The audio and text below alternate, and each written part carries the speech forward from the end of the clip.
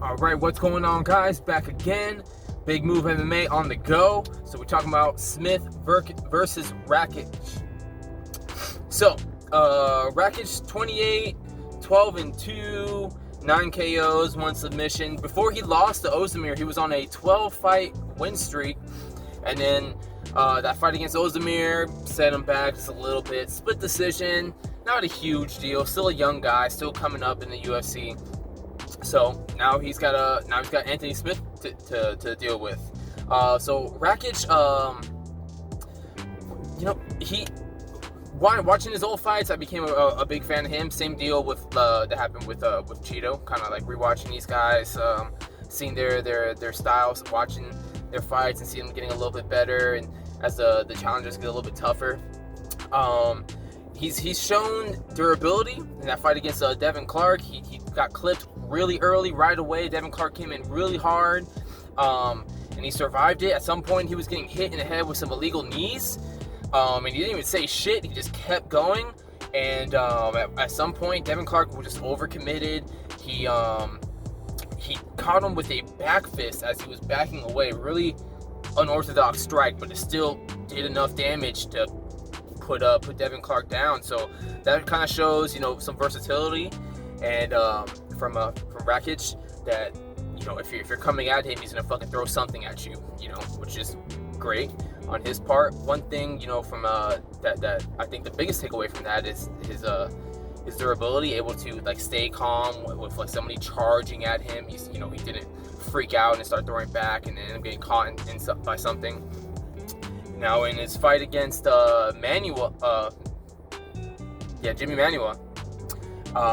he destroyed him. So he just did this crazy, not crazy.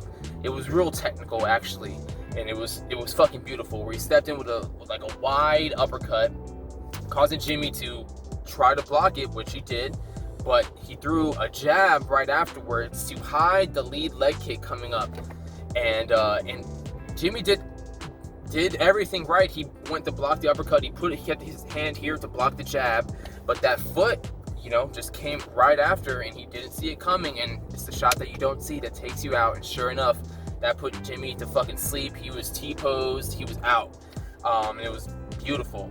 Now fighting Ozdemir, one thing that I like that Rakic does is he has this spear and shield style, where he keeps his lead hand up, his left hand out, and his right hand right here, just keeping it close to his chin. But it's more like he has it just locked and loaded, like he's trying to keep you back with his lead hand, trying to stuff your strikes from coming in at him, so that way he can find his range and then throw his right hand, or find a good spot to keep you distracted with his lead hand, so he can throw that wide uppercut, which I really like on his part. He's using his length very well. That's something that I like seeing from tall guys. But Ozdemir, Ozdemir is more experienced guy. I feel like he eventually was just you're not. He didn't seem too worried about Rakic. And once he started attacking that leg, eventually you can see he was fucking Rakic's leg up, and he eventually had this giant hematoma right below his knee. And as that fight went on, Rakic started to slow down just a little bit. He stayed tough. He did not show any pain from that fucking leg kick. He kept taking it too. But he didn't let it slow him down. Eventually, Ozdemir didn't throw it as much, and I think the fact that Rakic wasn't showing any, wasn't really responding to it or showing any pain from it, and he kept kind of just going forward, staying in front of him, probably made Ozdemir hesitate on throwing it, because he didn't want Rakic to eventually get the timing on that leg kick. But yeah, that showed some serious durability from Rakic. He might have won that first round in that fight, but I think he did lose the last two. So wasn't a terrible loss, but I think he saw something that he needed to work on, and I think that's something that Anthony Smith might try to take advantage of. Is he doesn't seem to like checking the leg kicks. So if he can keep doing that, and he can impact Rakic's movement like Ozdemir did, then I think it might work in Anthony Smith's favor. Anthony Smith, let's go in and get started with him. So he my only issue with him is that he's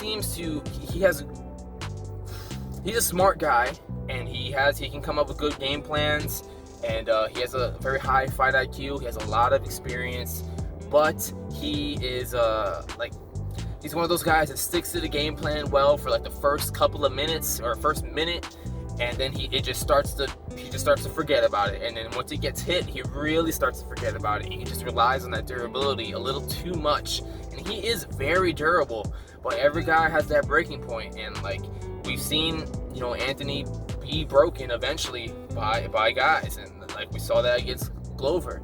Now, in that fight against Glover, he did gas himself out. He did throw just a little, just too much. He threw too much in that first round. He just wouldn't, he was keeping a like flyweight pace at light heavyweight. It just, wasn't in his favor. It wasn't really the best way of going about it. He blew his wad too early. And then Glover, Glover could have finished him a couple times, but I think you watching that fight, you can probably guess that Glover was trying to just submit him. He was trying to give Anthony a way out by trying to get a rear naked choke on him, so that way he wouldn't have to keep beating his face in. But Anthony just didn't want to give up, and at some point, even Anthony's teeth were getting knocked out, and he has Glover on his back. And he instead of defending a choke or trying to get up or anything, he takes his teeth and tries and hands it to the referee. He's like, save these for me for later. And the ref's like, oh yeah, I got you. And at some point Glover is like apologizing to him, like, oh, I'm sorry. And then Anthony's just like, it is what it is, man. Just keep hitting me. Like, just so fucking tough, man. Like, really tough guy. But like I said, I think that's his greatest asset, and his biggest weakness is the fact that he's so tough, and he knows that he's so tough that he relies on that durability, and then eventually he will get broken, and you can only take so much. And with the fights that he's had, and like the wars he's been in, and the beatings he's taken just because he's so durable, he's getting a little bit older, and this same story, different guy. Eventually that chin just wears down. And not that Anthony Smith can't win this fight. He's still jiu-jitsu black belt, has a lot of more experience than Rakic. He's been in championship fights against John Jones. He's beaten fucking Gustafsson. He's been in there with top guys. He's been there, done that, and he's shown real heart in really tough situations. I would not count Anthony Smith out in this. I think his best chance is on the ground, but it seems unlikely that Rakic is going to allow him to get a takedown on him. Rakic is we haven't seen him on the ground much. He does have a submission, so it's not like he's unfamiliar with the submission game, with the ground game, with jiu-jitsu, but it's still not the same level as Anthony Smith. But at this level right now, it's hard to take guys down, hard to keep them there. So I guess we'll have to see. Anthony Smith tends to end up on the ground instead of taking guys to the ground, but hopefully he doesn't end up on the ground getting knocked the fuck out by Rakic. Hopefully he can stick to his game plan. If he attacks that lead leg of Rakic, if he at least tests it, to see if Rakic adjusted that, and if he did not, then capitalize on that. And then if he's been working on that wrestling, I would utilize that again against this guy. At least make him think about it, level change enough so that way he's constantly worried about it. Is he gonna fucking shoot on me? Is he gonna shoot on me? I thought we were standing up this entire fight. Anthony Smith seems to be a little bit more focused going into this fight. He understands what he did wrong against Glover. So I would expect a different Anthony Smith and going into Saturday. But Rakic is on the way up. He had a little setback against Ozdemir, but I don't think that's really going to slow him down too much. I think it's going to be a tough fight for both guys. Honestly, this is I wouldn't want to put money on this fight. Just if I could give an advantage to anyone, I would give it to Rakic, just on like the youth advantage, just because he hasn't taken as many shots as Anthony Smith. If they stood there and just threw and went punch for punch on each other, I think Rakic would be the one left standing at the end of the day, honestly. But that's not to say that Anthony Smith can't pull this shit off. And we'll see. Anthony Smith was the younger guy against Glover, and Glover showed that dad strength, and he pushed through and took out Anthony Smith, and then in a pretty big upset, I would say. So we'll see what happens. It should be a good fight. Really excited for it, guys. Catch you later.